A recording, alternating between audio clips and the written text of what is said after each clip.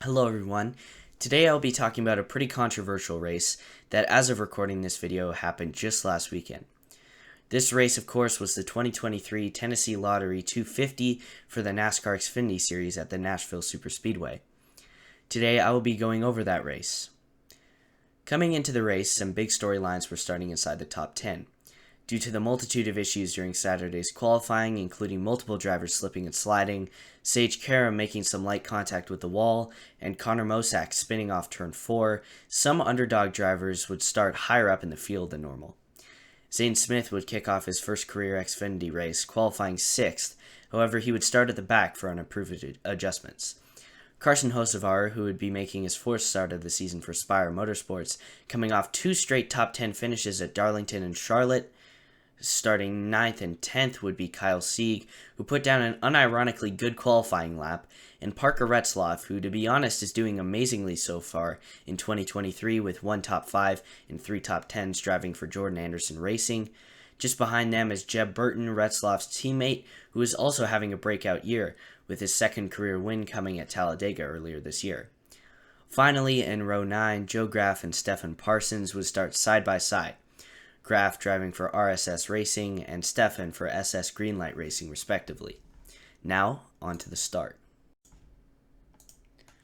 On lap 1, somewhat unsurprisingly, Kyle Sieg would immediately be put 3 wide by AJ Allmendinger into turn 1, and due to Kyle's inexperience, he would get loose and cause a multi-car pileup, which would take out Stefan Parsons, who would take a head-on hit into the outside wall.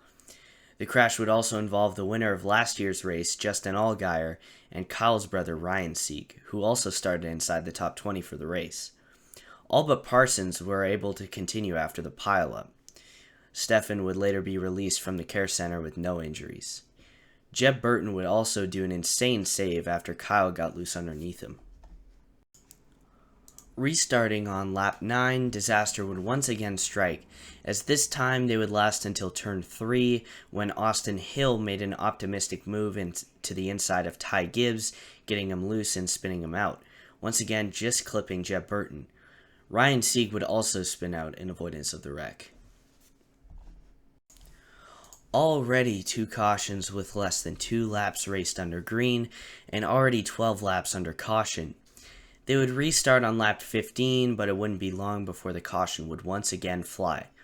This time for Chad Chastain and Ryan Ellis on lap 17. I guess being a wreck magnet runs in the family. Chad Chastain lost talent underneath poor Ryan Ellis, causing both drivers to spin out. Both would only receive minimum damage and were able to continue. After this, the race would go green to the stage end, with Ty Gibbs winning over Cole Custer by 2 seconds. I would like to take a moment now to look at the 10 car of AJ Allmendinger. Sure, he's fast. He finishes 3rd in the stage, but over 3 seconds back from Cole Custer and 5 seconds back from the leader. You'll understand why I bring this up later. Me personally, I was dreading the start of stage 2 because of all the crazy stuff that went down from the previous restarts. That fear was warranted, as after the damaged 21 car stayed out under yellow, he immediately washed up the track into Ty Gibbs, triggering the 3rd multi-car wreck of the day. This crash would take out Carson Hocevar, who's having yet another great run for Spire Motorsports, and this crash would damage AJ Allmendinger's number 10 Colleague Racing Chevy, causing it to need repairs. Ty Gibbs was also taken out in this crash. Despite choking on his drink, I'm honestly surprised he didn't throw a temper tantrum after being wrecked by the 21 car. I guess he knew that he was only running part-time or something. I don't know. The race restarted once again on lap 60, but once again, it would only take a lap and a half for the 24 of Connor Mosack to get loose and crash into the outside wall. This would take Connor out of the race.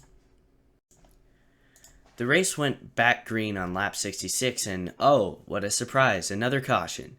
This time for a hard-fought battle between rookie Sammy Smith and second-year RCR driver Sheldon Creed. Creed got loose under Sammy in turn 1, much like his teammate did to Ty Gibbs, except Creed spun out and was clipped by poor Brandon Jones, who was just minding his business, and the crash fell right in his lap. Again. Sammy Smith would be taken out after terminal rear end damage. Creed and Jones were able to continue. The race would then get another nice green flag run to the end of the stage, with colleague rookie Chandler Smith winning over Cole Custer and his teammate Daniel Hemrick, who was making a heroic charge from the back of the field after having a bad slide in qualifying. Zane Smith had also come from the back to finish 7th in the stage.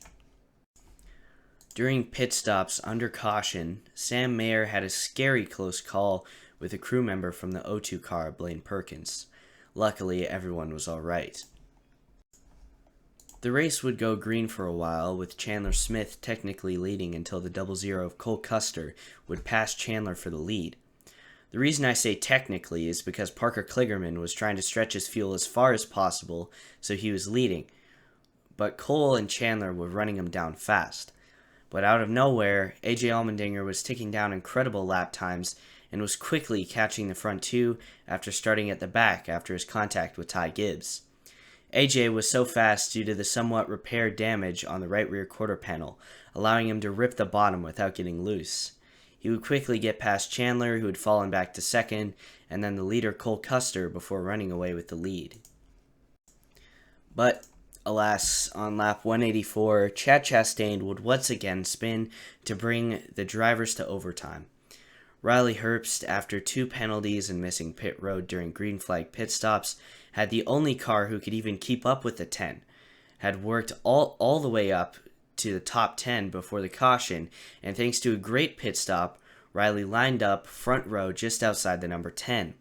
Of course, that didn't matter, as within the time it took for them to enter and exit the first 2 corners, AJ was already a second ahead in his aerodynamic monster of a car. AJ pulled away from Riley, and coming to the line, Parker Kligerman and a few other drivers crashed across the line.